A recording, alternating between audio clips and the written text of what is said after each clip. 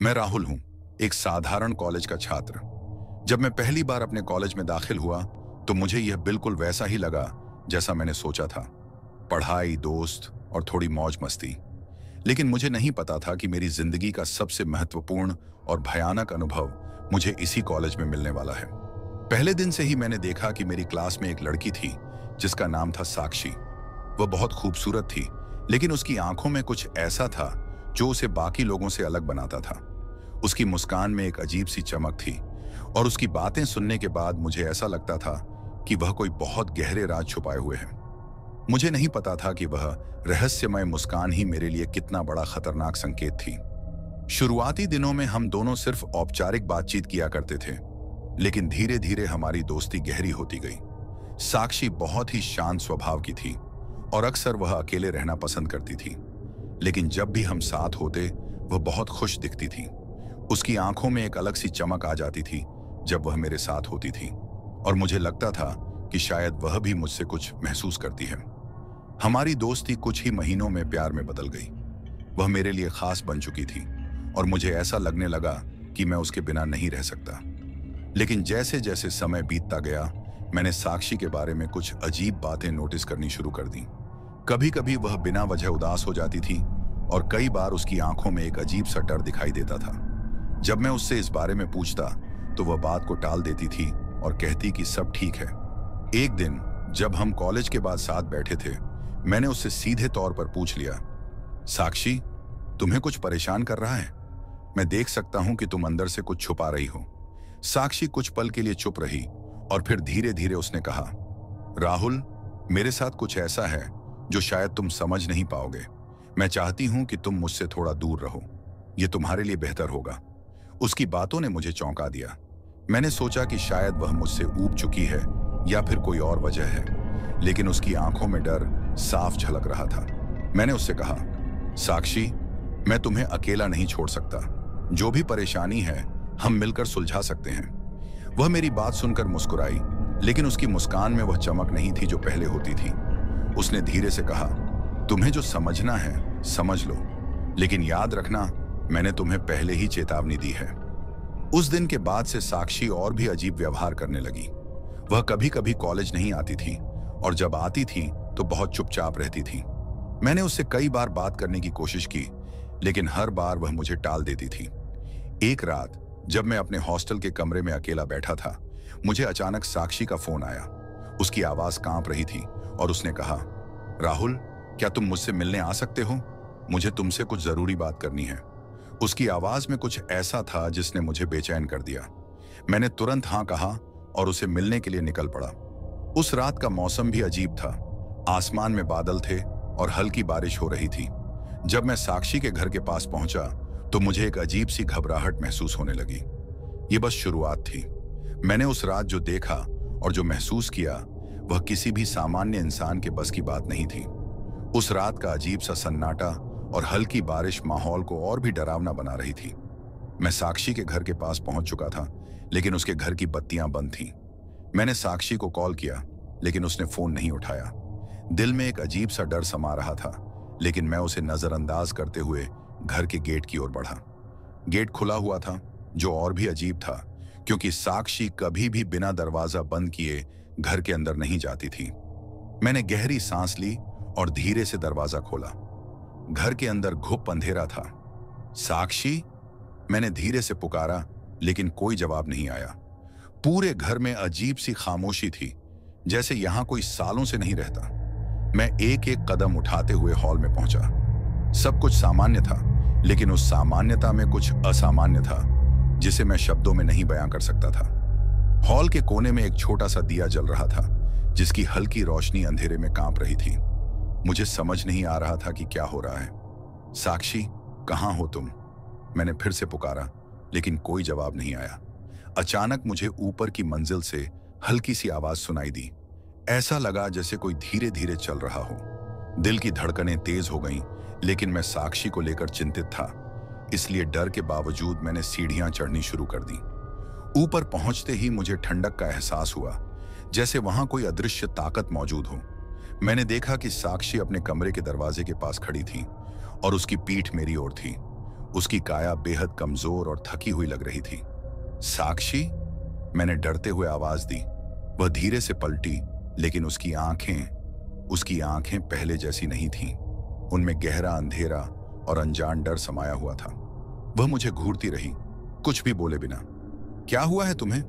मुझे बताओ, मैंने उससे पास जाकर पूछा, लेकिन उसने कोई जवाब नहीं दिया।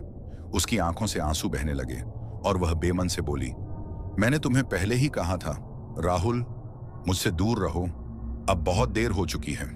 उसकी बातों ने मुझे झकझोर कर रख दिया। देर? किस बात की देर? मैंने घबरा कर पूछा। साक्षी ने बिना कुछ कहे अपना कमरा खोल दिया और मुझे अंदर बुलाया। मैं थोड़ा हिचकिचाया, लेकिन उसकी हालत देखकर अंदर चला गया। कमरे के अंदर का दृश्य देखकर मेरे रोंगटे खड़े हो गए। पूरे कमरे की दीवारों पर अजीबोगरीब निशान बने हुए थे, जैसे किसी ने गहरे नाखूनों से खुरचकर कुछ लिखने की कोशिश की हो। फर्श पर काले धब्बे थे और कमरे के एक कोने में कुछ पुरानी तस्वीरें और नोट्स बिखरे हुए थे। यह सब क्या है साक्षी? मैंने चौंकते हुए पूछा। साक्षी ने एक पुरानी डायरी उठाई और मुझे दिखाते हुए कहा, यह मेरी दादी की डायरी है। उसने कुछ ऐसा किया था जिसकी वजह से यह सब शुरू हुआ। मैंने डायरी को उल्टा पलटा, लेकिन कुछ भी समझ नहीं आया। सारे पन्ने किसी अज्ञात भाषा में लिखे हुए थे। यह सब क्या है? मैंने पूछा। साक्षी ने धीरे धीरे कहा, मेरी दादी ने एक बार किसी प्राचीन शक्ति से संपर्क किया था, उसे नियंत्रित करने के लिए। लेकिन उसने जो किया, उसका परिणाम हमारी पूरी पीढ़ी पर पड़ा। मैं भी उसी श्राप का हिस्सा हूं, और अब यह सब तुम्हारे साथ भी जुड़ गया है। मेरे लिए यह सब सुनना बेहद मुश्किल था। यह सब पागलपन है। तुम मुझे डराने की कोशिश कर रही हो, मैंने घबरा कर कहा। लेकिन साक्षी की आंखों में सच्चाई और डर दोनों साफ झलक रहे थे। राहुल, यह कोई मजाक नहीं है। मुझे भी पहले यह सब समझ नहीं आया था, लेकिन जब से मैंने कॉलेज ज्वाइन किया, अजीब चीजें मेरे साथ होने लगी। पहले मुझे लगा कि यह सिर्फ संयोग है, लेकिन फिर मुझे इस डायरी के बारे में पता चला। इसमें सब कुछ लिखा हुआ है, और अब मैं इसे रोक नहीं सकती। साक्षी की बातों से मेरा सिर घूमने लगा। क्या वाकई ऐसा कुछ हो सकता है? मैं खुद को तसल्ली देने की कोशिश कर रहा था कि यह सिर्फ उसका भ्रम है, लेकिन कमरे की हालत और साक्षी का अजीब व्यवहार मुझे और परेशान कर रहा था। अचानक कमरे की बत्तियां झपकने लगी और एक अजीब सी ठंडी हवा पूरे कमरे में फैल गई। साक्षी ने मेरे कंधे पर हाथ रखकर कहा, यह वही है, वह आ चुकी है। अब हम कुछ नहीं कर सकते। मुझे लगा कि मेरा दिल किसी ने मुट्ठी में जकड़ लिया हो। कमरे के कोने से एक हल्की परछाई उभरने लगी, जो धीरे धीरे आकार ले रही थी। मुझे समझ नहीं आ रहा था कि यह सब क्या हो रहा है, लेकिन एक बात साफ थी, मैं किसी खतरनाक चीज में फंस चुका था। कमरे में अजीब सी ठंडी हवा फैल चुकी थी, और वो परछाई जो अब आकार लेने लगी थी, धीरे धीरे कमरे के कोने से निकलकर हमारे सामने आ रही थी। मेरे शरीर में एक अजीब सी सिहरन दौड़ गई। साक्षी का चेहरा सफेद पड़ गया था और उसके होंठ कांप रहे थे। मैं कुछ कहने की कोशिश कर रहा था, लेकिन डर ने मेरे शब्दों को जैसे कैद कर लिया था। यह कौन है साक्षी? मैंने हिम्मत करके पूछा। साक्षी ने कांपती आवाज में कहा, यह वही ताकत है जिसने मेरी दादी को श्राप दिया था। अब यह मुझे और तुम्हें भी नहीं छोड़ेगी। परछाई अब और स्पष्ट हो चुकी थी। वह एक महिला की आकृति थी, लेकिन उसकी आंखें किसी गहरे अंधकार की तरह थीं। उसकी काया में कोई स्पष्ट चेहरा नहीं था, बस एक धुंधला सा अक्स था। उसने धीरे धीरे साक्षी की ओर देखा और फिर मेरी ओर। मेरे हाथ पांव कांपने लगे थे। मैंने साक्षी का हाथ पकड़ा और उसे कमरे से बाहर खींचने की कोशिश की। हमें यहां से भागना होगा, मैंने लगभग चिल्लाते हुए कहा। साक्षी ने मेरी ओर देखा और बोली, राहुल, अब भागने से कुछ नहीं होगा। यह अब हमें नहीं छोड़ेगी। यह सब पागलपन है। हमें पुलिस या किसी को बुलाना चाहिए, मैंने कहा, लेकिन मेरे शब्द खोखले थे। मैं जानता था कि इस स्थिति में कोई भी मदद नहीं कर सकता था। तभी वह परछाई अचानक मेरी ओर बढ़ने लगी। मेरे शरीर में जैसे जान ही नहीं बची थी। मैं अपनी जगह पर जड़ हो गया था और वह परछाई मेरे सामने आकर रुक गई। तुमने मेरी चेतावनी को नजरअंदाज किया राहुल, साक्षी ने बेमन से कहा। अब यह सिर्फ मेरे बारे में नहीं है, यह तुम्हारे बारे में भी है। वह परछाई अब मेरी आंखों के सामने थी। उसका अंधकार मेरे चारों ओर घिरने लगा था। मैं महसूस कर रहा था कि मेरे दिल की धड़कनें धीमी हो रही थीं और मेरी सांसें भारी हो रही थीं। मेरे चारों ओर अजीब सी गूंजने वाली आवाजें आने लगीं, जैसे कोई अनदेखी दुनिया से कोई मुझे खींचने की कोशिश कर रहा हो। अचानक साक्षी ने मेरा हाथ कसकर पकड़ा और कहा, राहुल, मुझे माफ करना। मैं नहीं चाहती थी कि तुम इस सब में फंसो, लेकिन अब हम दोनों का अंत यही है। मुझे नहीं पता था कि क्या होने वाला था, लेकिन मेरे शरीर में हलचल होने लगी थी। वह परछाई अब धीरे धीरे गायब हो रही थी, लेकिन उसके साथ साथ मेरी सांसें भी जैसे कमजोर हो रही थीं। मेरी आंखों के सामने अंधेरा छा गया और मुझे महसूस हुआ कि मेरे अंदर कुछ खत्म हो रहा था। मैं गिरने लगा, लेकिन साक्षी ने मुझे पकड़ लिया। उसकी आंखों में आंसू थे और उसने धीरे से कहा, शायद यही हमारी नियति थी। जब मैंने साक्षी को अपने पास खींचा तो मैंने देखा कि उसके चेहरे पर अजीब सा तनाव था। वह खुद को बचाने के लिए संघर्ष कर रही थी, लेकिन वह परछाई अब भी हमारे चारों ओर मंडरा रही थी। मैंने उसे और मजबूती से पकड़ लिया, लेकिन मुझे समझ नहीं आ रहा था कि हमें करना क्या है। राहुल, हमें इसे चुनौती देनी होगी, साक्षी ने कहा। उसकी आवाज में अब कुछ साहस था। हमें उस शक्ति का सामना करना होगा जो हम पर हावी हो रही है।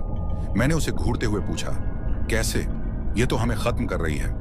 इस डायरी में एक मंत्र है, उसने कहा, जो शायद हमें इससे छुटकारा दिला सके, लेकिन इसके लिए हमें एकजुट होकर इसे पढ़ना होगा। मैंने डायरी की ओर देखा जो साक्षी के पास थी। उसके पन्ने अब भी उस अजीब भाषा में लिखे हुए थे। क्या तुम इसे समझती हो? मैंने पूछा। मैंने कुछ शब्द सीखे हैं, लेकिन सही तरीके से करना होगा, उसने कहा। हमें जल्दी करनी होगी। अचानक वह परछाई फिर से हमारे सामने आई और उसके चेहरे पर एक खौफनाक मुस्कान थी। तुम दोनों अब मेरे पास हो, उसने कहा। उसकी आवाज एक भयानक गूंज के साथ गूंज रही थी। तुम्हें भागने का कोई रास्ता नहीं है। नहीं, हम तुम्हें डराने नहीं देंगे, मैंने चिल्लाया और साक्षी के साथ मिलकर उस डायरी के पन्ने पलटने लगा। हम एक पन्ने पर पहुंचे जिसमें एक मंत्र लिखा था। यहां, इसे पढ़ो, मैंने कहा। साक्षी ने गहरी सांस ली और मंत्र पढ़ना शुरू किया। हे अंधकार की शक्ति, हमें तूने पकड़ रखा है, पर हम अब तुझसे डरते नहीं हैं। हमारे मन में साहस है।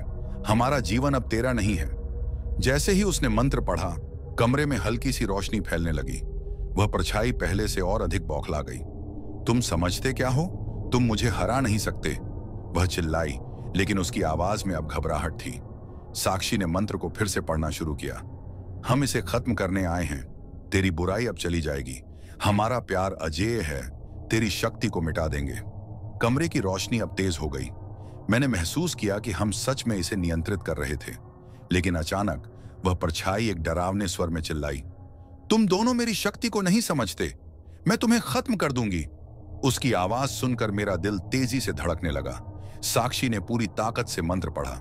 तेरी आत्मा को हम बंधन में बांधेंगे, तेरी बुराई को जड़ से उखाड़ देंगे। जैसे ही साक्षी ने मंत्र का आखिरी शब्द बोला, वह परछाई अचानक बुरी तरह चीखी। कमरे में हलचल मच गई, जैसे कोई भयंकर तूफान आ गया हो।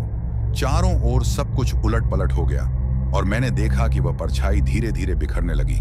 फिर अचानक कमरे में सब कुछ चुप हो गया। साक्षी ने मुझे देखा और हम दोनों ने एक दूसरे का हाथ मजबूती से पकड़ा। क्या हमने किया? मैंने पूछा। हमें उम्मीद है कि हम जीते, साक्षी ने कहा, लेकिन उसकी आंखों में चिंता थी। लेकिन तभी अचानक कमरे की बत्तियां फिर से झपकने लगीं। हमने एक दूसरे को देखा और हमारे चेहरों पर चिंता और भय की छाया थी। बत्तियां फिर से झपकने लगीं और अंधेरा फिर से चारों ओर घेरने लगा। क्या हुआ? मैंने साक्षी से पूछा और उसके चेहरे पर घबराहट साफ थी। नहीं, यह खत्म नहीं हुआ, उसने कहा। कुछ और है जो हमें खत्म करना चाहता है। अचानक वह परछाई फिर से प्रकट हुई, लेकिन इस बार उसका आकार और भी बड़ा था। तुमने मेरे खिलाफ विद्रोह किया, उसने कहा। अब तुम्हारी बारी है। मैंने महसूस किया कि मैं और साक्षी अब कमजोर हो रहे थे। साक्षी, हमें और शक्ति की जरूरत है, मैंने कहा। कुछ ऐसा करना होगा जिससे यह खत्म हो जाए। हमें एक बार फिर से उस मंत्र को पढ़ना होगा, उसने कहा, लेकिन इस बार हमें पूरी ताकत से करना होगा। हमने फिर से डायरी खोली और मंत्र को जोर से पढ़ना शुरू किया। हे अंधकार की शक्ति, हमें तूने पकड़ रखा है। लेकिन हमारी आवाजें अब कमजोर हो रही थीं और वह परछाई हमारे सामने तेजी से बढ़ रही थी। तुम्हारे प्रयास व्यर्थ हैं, वह चिल्लाई। मैं तुम्हें अपने साथ ले जाऊंगी। लेकिन हमने हार नहीं मानी। हम फिर से मंत्र पढ़ने लगे। हम इसे खत्म करने आए हैं। और जैसे ही हमने मंत्र को पढ़ना खत्म किया, अचानक पूरे कमरे में एक जबरदस्त रोशनी चमकी। वह परछाई चिल्लाने लगी, नहीं नहीं नहीं, वह चीखती रही और फिर एक झटके के साथ वह रोशनी में विलीन हो गई। कमरे में एक गहरी खामोशी छा गई। मैंने साक्षी की ओर देखा और उसकी आंखों में राहत और डर दोनों का मिश्रण था। लेकिन फिर अचानक वह दीवारें जो पहले साफ थीं, फिर से अंधेरे से ढक गईं। राहुल, मुझे डर लग रहा है, साक्षी ने कहा। यह खत्म नहीं हुआ, मैंने कहा। हमने इसे अभी तक नहीं हराया। तभी कमरे की दीवारों पर फिर से वही अजीबोगरीब निशान दिखने लगे। ये हमारी लड़ाई का अंत नहीं है। हम दोनों समझ गए कि यह एक अंतहीन चक्र है। हम अपनी जान को बचाने की कोशिश कर रहे थे, लेकिन उस अंधेरे शक्ति का सामना करना आसान नहीं था। साक्षी, हमें भागना होगा, मैंने कहा। हमें इससे बाहर निकलना होगा। लेकिन हमें समझ नहीं आ रहा था कि यह सब कब और कैसे खत्म होगा। हमने एक दूसरे का हाथ मजबूती से पकड़ा और कमरे से बाहर भागने का प्रयास किया, लेकिन दरवाजा फिर से बंद हो गया। हम फंस चुके थे। कमरे की रोशनी अब और भी अंधेरा करने लगी। मैंने साक्षी की आंखों में डर देखा और समझ गया कि हम एक बार फिर उसी अंधकार में फंस चुके हैं जो हमारी जिंदगी को निगलने को तैयार है। अंत में हमने अपने प्यार और साहस के साथ उस अंधकार का सामना किया, लेकिन क्या हम इससे बच पाएंगे? यह सवाल हमारे मन में गूंजता रहा जब हम उस अंधेरे में खोते गए।